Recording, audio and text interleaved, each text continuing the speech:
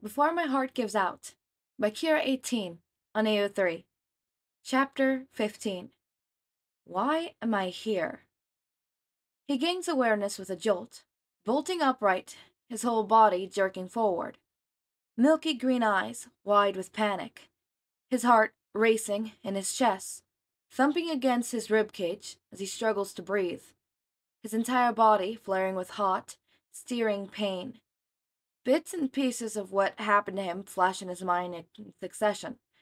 He remembers falling, as if he was dropping from the face of the earth into a bottomless pit. Feelings of despair and pure hurt, engulfing his entire body. Memories of a nameless aggressor, flashes of a losing battle, crushing feelings of excruciating pain, piercing every inch of his body. He doesn't know where he is, doesn't recognize anything around him. His senses are going haywire with random information. His body shivers, a cold wisp of air hitting his bare face. He's not wearing his hood. There are bandages wrapped neatly across his torso, binding his ribs together. Vaguely, he can hear a voice talking to him. He can't make out all the words, though. Thumping of his heart roars in his ears, and he can't seem to focus on anything else. "Don't move," the voice says. "You're hurt. You have—" He doesn't recognize it. "Stay still." Two hands hold him down, pushing him back onto the soft surface underneath him. A couch, maybe? Trying to suppress his morphing panic, he tries to voice one of his endless questions swimming through his head. "Who are you?" Izuku's voice feels rough and scratchy. Each word scrapes against his sore throat painfully as he tries to speak. Two hands encircle his throat, squeezing until he's suffocating, until he can't get his lungs to work, until he can't breathe. "Calm down. You need to breathe." His audible range is settling down now. He's finally able to hear clearly. It's a woman's voice. "I'm Chiyo Yushuki. You may know me as Recovery Girl. I'm only here to help." His panic subsides slightly, but he can't help the wariness that grips onto his mind. He's not letting his guard down anytime soon. Vigilantes aren't in the friendliest terms with heroes, after all. "Where am I?" he inquires next, not knowing what to make out of all of this. "You're in Eraserhead's apartment. He found you after two students you saved told him which way you disappeared to," she said, plainly. "If he'd found you just a few moments later, you'd be dead." At that information, his hands immediately shot up towards his mask. Calloused fingers made contact with bare skin, numbly tracing the scar under his eye. He's not wearing his mask. "You've seen my face." It's not a question. He already knows the answer after all. It doesn't do well with his pounding heart. Doesn't help with the rising terror in his guts. "I only removed your mask after he left the room," she assures. "I had to in order to heal you." "I have to leave." He tries to lift his body up, but he's stopped once again, the hero's hands pushing him back onto the soft couch he'd laying on. "I have to go," he replies weakly. "You need to stop moving," she recommends him disapprovingly. "I healed you with my quirk, but you still have extensive bruising mirroring most of your body, not to mention a heavy concussion and multiple cracked ribs." She lists, voice rising with every injury she lists. "My quirk couldn't heal you in just one go, and that, in itself, says something about the shape you were in."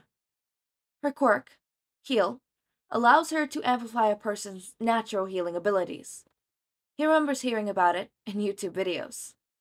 She seemed quiet for a moment, as if pondering what to say next.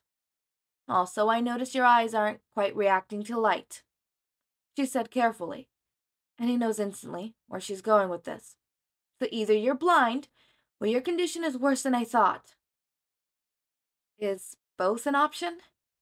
He mutters, before he can even stop himself, instantly regretting it when he hears Recovery Girl scoff in response. Dearie, do you mind telling me how a blind teenager like you ended up fighting villains illegally for 2 years? There's no amusement in her tone, only stern disapproval. And is that worry? The silence stretches between them, and she sighs heavily, knowing that he wasn't going to answer any time soon. His silence, in itself, is enough for her assumptions to be confirmed. The wound on your side, she begins slowly, fingers reaching to poke at a place where the sword pierced his skin. It will be sore for a few more days, but otherwise I managed to heal it completely. There's going to be scarring, though. Her hand poked and prod at a few more injuries, but he can't get himself to mind. Why are you doing this? He asked, a moment, not knowing why this woman was doing this for him. He feels her head drop to the side, a silent query to elaborate. Why are you helping me? Why am I not getting arrested right now? Goes unsaid. I think you, of all people, should know the answer to most of that. She replies without missing a beat, her voice lacking any of its sternness from before. Don't you think?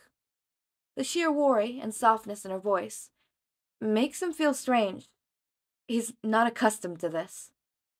He's brought back from his revealing by a quiet, almost incoherent noise coming from the other room. Recovery Girl doesn't react, not being able to hear it. There are 2 people here, he says, the urgency in his tone back at full force. You said that this was Eraserhead's apartment. How can you... He interrupts her before she can voice her wonders at his powers. Who else is here? Recovery Girl probably senses the underlying danger and panic in his tone, for she just shakes her head slowly, electing to hand him his mask and hoodie instead. Here, see for yourself. These 2 have been driving themselves crazy with worry, she mutters, already making her way towards the closed door. She waits until he's ready before she opens it. Almost immediately, 2 sets of footsteps approach the threshold. Izuku feels his body stiffen, his hands already moving to straighten up, ready to bolt at any time. Despite the disapproving glare, he knows Recovery Girl is aiming at him. 2 figures enter the room. He recognized them instantly. This time, the familiar smell of coffee is accompanied with a strong smell of copper. He vaguely realizes that it must be his own blood on the man. Eraserhead hasn't changed since he brought him here. The second man brings with him a strong smell of parchment, Tsukauchi's body.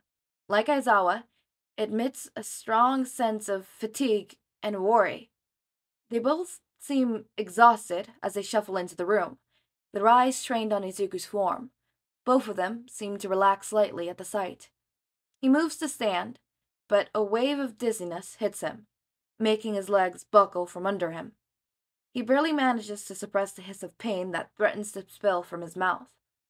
Hey, kid, sit down. You look like you're about to pass out. Aizawa drawls, voice tinged with worry despite his effort at sounding nonchalant. Izuku doesn't know what to feel about it. You gave us quite the scare, Shadow. The detective chimes in, hands fidgeting for a moment before dropping at his sides. Why am I here? Shadow's voice is quiet as he says it. You were in a pretty bad shape when I found you, problem child. Aizawa is the one to answer. Izuku notices the understatement from a mile away. I brought you here so Recovery Girl could heal you. No. His reply catches the attention of the 3 adults, all of them looking at him intently, waiting for him to continue. Why am I here? Why did you bother? Why am I still alive? Why am I not in jail? The slight pickup in their heart rates makes him think they understood what he was asking. Believe it or not, Shadow, we care if you live or die. You're a child after all. I wasn't going to let you bleed to death because you took it upon yourself to help people despite what the law states. Anger and frustration are evident in Aizawa's voice as he speaks. Izuku is immediately hit with a wave of guilt. You could have taken this as an opportunity to see my face, to find out my identity. His voice wavers with the undefinable feeling that overwhelms his insides. Why didn't you? Why am I not in jail right now? It's the least we can do. Tsukauchi is the one who answers this time. Your actions tonight, while illegal, did result in the ultimate capture of the hero killer and the safety of multiple people, not to mention the countless heroes you might have saved by putting Stain in jail. The detective explains slowly. This doesn't mean we approve of your actions. However, we're ready to let you go this time. You risked a great deal yesterday. You need time to recover. For once in his life, he finds himself completely speechless, his mouth opening and closing, uselessly, as he struggles to find the correct words. He doesn't have to, because a moment later, Aizawa is already talking. What we want to know, though, is how you ended up beaten to an inch of your life, a couple of steps away from an unconscious villain, just minutes after your fight with Stain. Ah, that. I don't really know, actually. He starts, tentatively, waiting to see their reactions at his words. One minute I was trying to find somewhere to rest for a bit. He leaves out the part where he was heading for the warehouse. The next minute I was being pushed off a rooftop. Recovery Girl gasped at the information, while the other two seemed to retain in their reaction. Although their heartbeats, it would give them away. He came out of nowhere. I didn't see him coming. He notices the way Recovery Girl shifts at his choice of words. I think it has to do with Shigaraki, he concludes, quietly. I thought as much, Tsukauchi says, registering the frustration clear in his voice. We've gotten word there's a bounty that has been put on your head. Shigaraki is willing to give out a handsome reward to whoever kills you. Anger seeps into his voice next. However, we've identified your attacker. The human trafficking job you intercepted the other night? The orchestrator of the whole operation wanted revenge. You're making enemies left and right, Shadow. Aizawa is dead serious as he speaks. No trace of humor in his tone. It hits him then, just how serious that was. Every villain in Japan will be gunning for him now. He feels the tiredness seeping back into his body, the weight of the past few days catching up on him. Recovery Girl seems to notice it too. The old lady immediately shooing the two men out of the room, scolding them for the stress they're causing him. It's almost laughable, really, the amount of worry these people are showing towards him. His eyes slip shut as his body relaxes against the cushions under him, surrendering once again to the sweet lull of unconsciousness. He doesn't stay asleep for long. Awareness come back to him and bouts the next time he's up. He feels better, somehow. Numbly he noticed that Recovery Girl must have healed him again while he was asleep. The room is empty, though. No signs of the youthful heroine. Taking advantage of the opening, he gets up. His body feels stiff and sluggish. The pain is considerably lower, but it's still there. A constant ache at the back of his mind. Ignoring it, he makes his way towards the only window in the room. His hands push the glass up, opening it. Izuku can't help but cringe at the slight creak that the latch generates. His body is frozen in anticipation as he waits for anyone to come in. No one does. Not wanting to test his luck, he gets out of the open and slides down the metal beam that connects to the house. It takes more time than he's used to, but soon enough, he's out and free to go home. He just hopes Aizawa will understand why he left. The image will haunt him for a long time to come, Aizawa thinks. The sight he was faced with as soon as he stepped into that alley. He remembers the thundering of his heart against his chest, the mounting anxiety and sheer terror that suffocated his entire being as soon as his eyes settled on a motionless body slumped on the ground. The heavy rain pouring on him and his shivering body didn't seem as important anymore. All that anger, the frustration he felt against the Vigilante when he found out about the fight with Stain, disappeared in an instant, vanishing into thin air. All that mattered was the kid in front of him, the two still, two lifeless bodies slumped on the wet concrete. He implored every higher force out there to let him be alive, that he'll get there and find a pulse, feel the shallow breath coming in and out of that child's body. He remembers feeling slightly disoriented, body moving on autopilot as he went through the first aid steps. He remembers not even hesitating to pick up the kid's arm as he ran back to his apartment, feet pounding against the ground with every step, mirroring his frantic heartbeat. He could feel the tremble of Shadow's body against his chest, feel his heartbeat slowly but surely slowing down, on the verge of stopping completely and forever. The kid felt so light in his hold, a harsh reminder of how truly young and small the kid really was, a proof of society's failures towards this child. He doesn't notice he's home until he's right in front of his door. Recovery girl stands there, waiting for them, the alarm in her eyes, as her gaze settles on the bleeding form in his arms, telling him how serious this is. Grateful for the fast paging system, they make their way inside. The detective shows up shortly after. Now standing in the doorway of an empty room, cold air drafting into the living space from the open window, he's just reminded of these failures. He just hopes the kid's alright. Hopes that someday Shadow will learn to trust them, learn to rely on them, and stop doing everything on his own. Aizawa made a promise that day, a promise to protect that kid with his life. Now, more than ever, he needed it.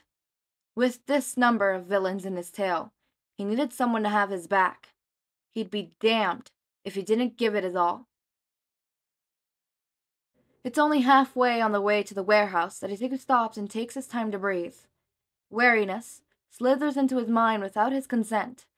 The height he's running on, a cruel reminder of the last time he was jumping on a rooftop. He pushes through it, tells himself that it comes with the job. He needs to overcome this new-founded fear, needs to suppress it. He gives in, eventually, choosing to take a break on one of the smaller houses. His back slides against the concrete wall, body dropping onto the ground. One leg stretched flat, while he holds the other to his chest.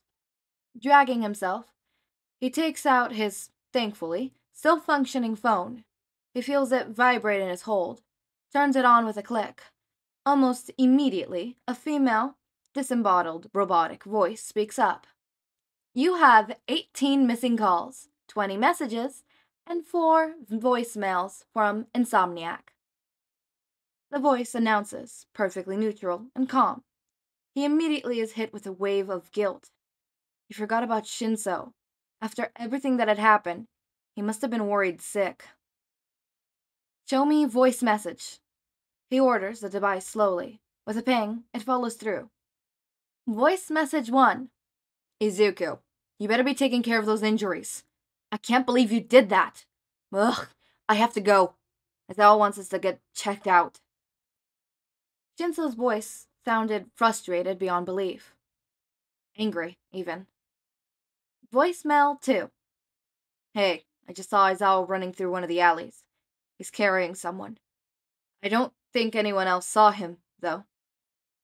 Shinsou's voice is quieter than usual. His tone waves slightly as he speaks. Look, just please, tell me if you're okay. Call me. Voicemail 3. The line is quiet at first. Slight static sounds through his phone. Izuku.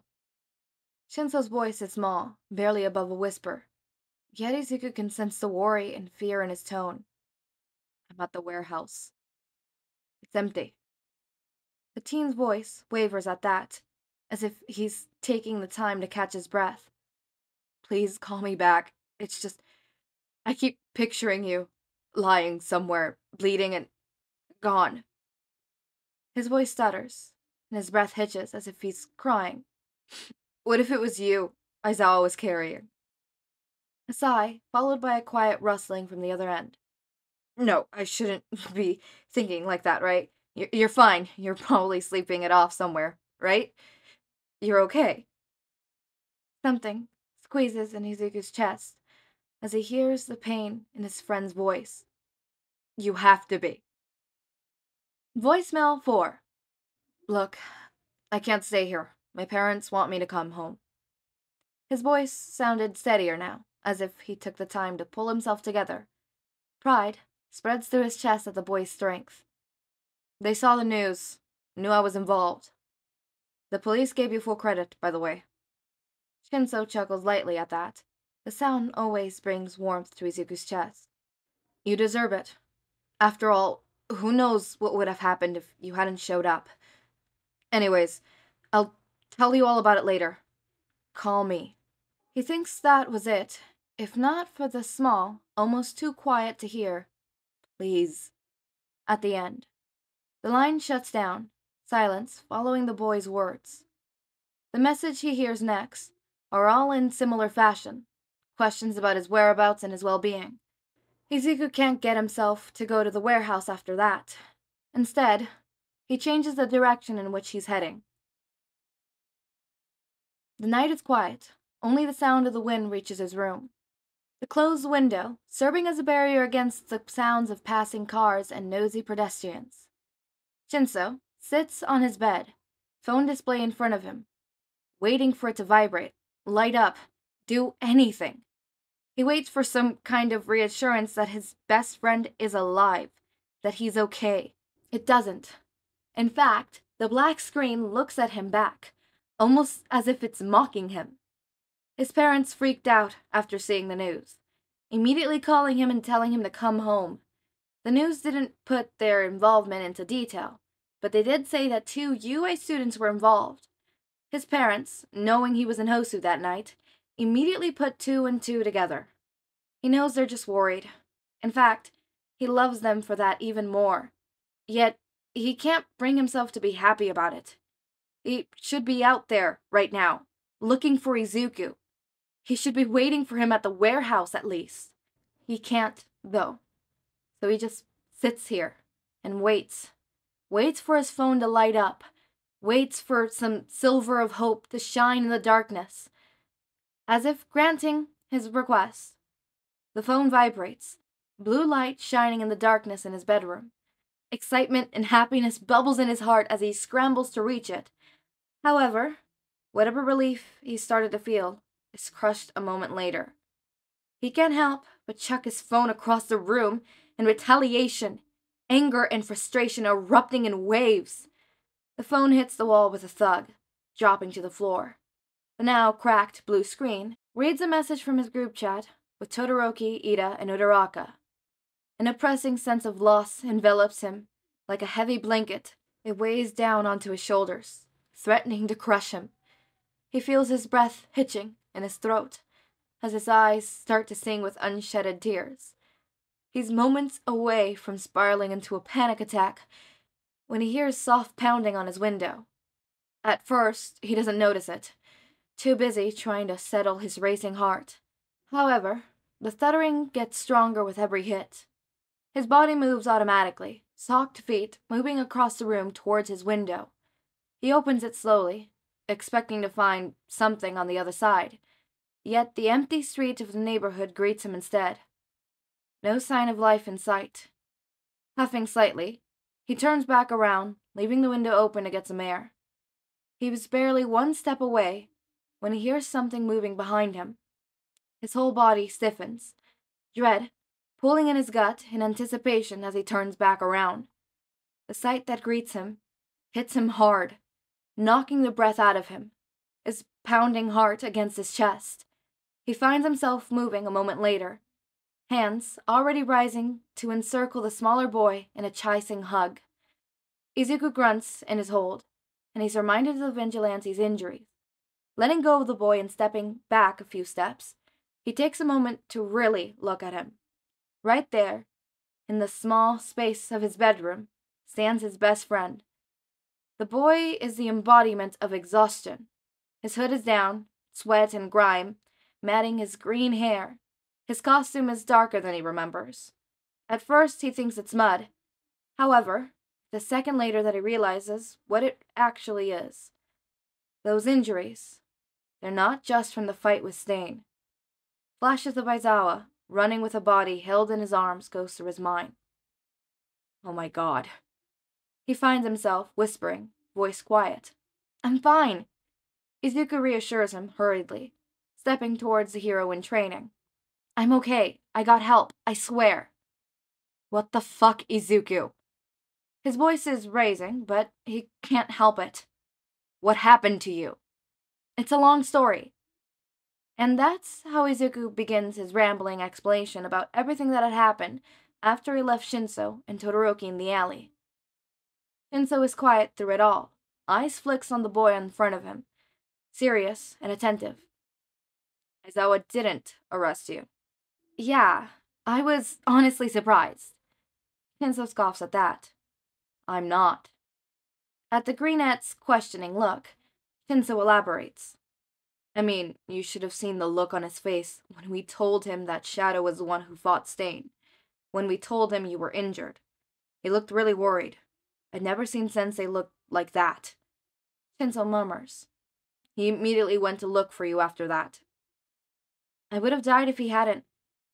The admission hit Shinsou hard, his body flinching at the implications. I'm glad he did. Shinsou says softly. I'm glad you're okay. Me too. Izuku agrees, quietly. I'm sorry I worried you. Izuku stays a couple of hours more before he gets back to the warehouse. Shinsou keeps his eyes on him the whole time, wanting some kind of reminder that his friend was okay, that he was alive. And it's only before he's about to leave, as he's climbing back out the window, that Shinsou speaks up. Hey, Izu. The teen freezes, head lifting to face him, waiting for him to continue. Yet, Shinsou feels the words dying in his throat. He wants to tell the boy how much he cares about him. Tell him to be careful, to be safe, to stop throwing his life away. He can't bring himself to say any of it, though. Instead, he finds himself saying something else entirely. You owe me a new phone. Izuku seems to laugh lightly at his statement, muttering something about barely affording to have one himself. He leaves after a promise to make it up to Shinsou, disappearing into the darkness of the night. Shinsou doesn't move from his place, though. His eyes are still looking outside his window, even after a long time has passed. A million thoughts swirling in his mind. He doesn't think he'll survive losing his friend. He doesn't know how he'll be able to go on like this, knowing that his friend's life was doomed from the start. 4 years. He doesn't know if he could endure that much pain. Okay, we'll get to that at the end.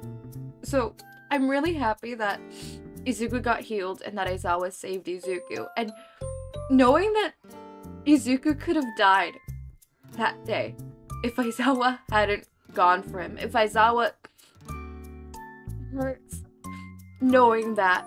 Just knowing it. Knowing that that could have been a possibility. Knowing that there's a universe out there where Izuku died that day. And I'm gonna cry. Jesus Christ. This fanfic is gonna fucking wreck me. Oh, this fanfic is gonna fucking wreck me. Kira 18, you're gonna wreck me. You're gonna actually, like, rip out my heart and throw it. And I don't know if I'm gonna be okay with that. And there's 2 things that both Aizawa and Shinsou said in this chapter that I'm gonna think back on when Izuku dies. And the first one is Aizawa saying that he'll stop at nothing to protect this kid, and saying that he's gonna make it his life mission to protect this kid. Oh god. He better not, like, blame himself, you know? And it's just, I'm gonna cry. I'm gonna cry. I really am. I can't. This hurts. God. Okay. Those at home, please tell me that you're taking breaks. Please. I'm crying. I'm emotional. Okay, next one is, I want to talk about Shinsou's whole reaction, his voicemails. Part of me, when like I saw that there's voicemails, I'm like, okay, maybe the last one is gonna be him confessing his feelings, right? Even though we haven't established that Shinsou has feelings. This is a shindeku fic, last time I checked. Let me just double check. I'm pretty sure this was a shindeku fic. Yeah, it's a shindeku fic. The shindeku tag is there. So, obviously that's gonna happen at some point, but I really hope it doesn't happen towards the end. We're getting towards the middle. I don't want them to get together and then like 2 chapters later, like Izuku dies. I would actually fucking sob.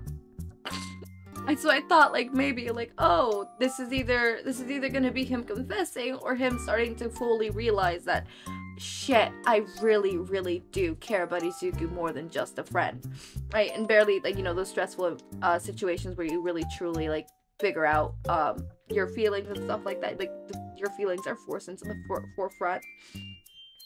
Can we talk about Shinsou saying in the end the whole, I don't know if I'm gonna be like how I'm gonna live with that, I don't know how I'm gonna go through that much pain. Oh god. When I read that, my first thought in my mind was, well, I know the first song that's going into the playlist. Because, for those who don't know, which should be all of you, and if you do know, how the fuck do you know? I haven't told literally anybody. Okay. But, I'm making a playlist for every fanfic I make. And, the first song that's gonna be in the playlist, it's gonna be Mitsuki. It's gonna be a Mitsuki song, obviously, so it's gonna be I Bet on Losing Dogs by Mitsuki. Because you could not tell me that Shinsou is not gonna be, like, relating to this song. You know, the whole, like, I bet on losing dogs, and I know they're losing. Like, I'll be on their side, even if I'm, like, even if I'm in the losing side. Like, it's very much, like, you know, very much, big, you know, it's he's choosing to be Izuku's friend and choosing to be by Izuku, even though he knows Izuku is slowly dying. And I'm gonna have to take a break. I thought I was gonna be able to record the next video, but no, I'm gonna have to take a break. Because I stopped crying right now, but I know I'm gonna start crying again because I keep thinking about their reactions, and I'm actually terrified. I thought I could I genuinely thought I could do this story and be like, haha, look at all you cry. I'm not crying. I'm crying. I'm crying. This isn't funny haha anymore. As always, my raindrops. Make sure to eat, sleep, drink water, take your meds. Have a wonderful day or night. Link to my Discord server and socials are down in the description. Subscribe to see more of my content. And thank you so much for watching.